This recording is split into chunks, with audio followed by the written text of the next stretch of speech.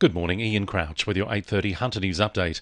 Shortland MP Pat Conroy says last night's budget was about delivering cost of living relief and supporting future jobs in the clean energy sector, not infrastructure spending. There was a $4 billion boost to support green hydrogen production and $2 billion for the Hydrogen Head Start Fund to help underwrite large-scale green energy projects. There was no mention of key road projects for the region, such as the M1 extension to Raymond Terrace, the Singleton and Muswellbrook bypasses, or the Mandalong Road upgrade. Pat Conroy says they've already been budgeted for. The October budget was the critical mechanism for delivering on our infrastructure commitments, and so that contained most of our election commitments around infrastructure. For example, in my electorate, it contained the funding for the much-needed permanent dredge of the Swansea Channel. This budget is about building for the future around cost of living relief, help with cost of health, growing the jobs of the future, for example, through the $2 billion hydrogen fund. Meanwhile, Line MP Dr David Gillespie says the budget was too focused on boosting welfare payments and increasing government spending, which will only drive up inflation. The cost of living crisis hasn't really been addressed.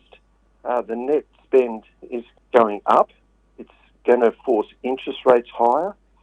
It's not going to get electricity bills down. There's a one-off cash subsidy for various people on income support and a small one for businesses. But we need systemic drop in electricity prices, which is driving inflation as well. Police are appealing for help to find a teenage boy who's gone missing from Muswellbrook. 16-year-old Thomas Beckingham was last seen leaving a home on Forbes Street at about 11:30 yesterday morning. Police and his family hold concerns for his welfare due to his age. Thomas is described as being of Caucasian appearance, about 170 centimetres tall, with a slim build, brown hair, brown eyes and a moustache. He's believed to be in the Sydney or Muswellbrook area. Anyone with information is urged to contact Crime Stoppers. The University of Newcastle's upcoming Looking Ahead speaker series will feature a timely and important discussion about the Indigenous Voice to Parliament referendum. The university will host a panel of Indigenous staff and students in order to hear their views and inform listeners about the importance of Indigenous political decision-making and self-determination.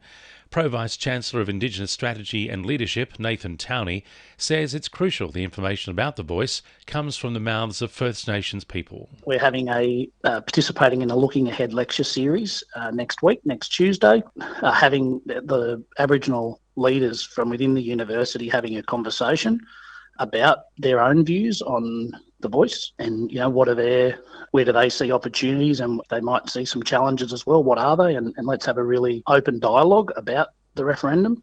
Souths Leagues Club at Merewether will host a public forum tonight discussing the effectiveness of the state's sexual assault criminal justice system. A panel of experts, including a barrister at Hunter Street Chambers, will discuss the system across all stages, from the initial encounter to the experiences and outcomes of victims and their families.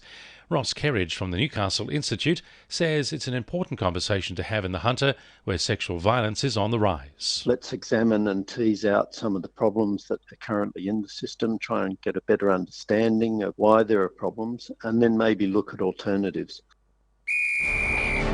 2NURFM Sport. Jets defenders Mark Nutter and Thomas Aquilina won't join the rest of the side in relaxing in the off-season break.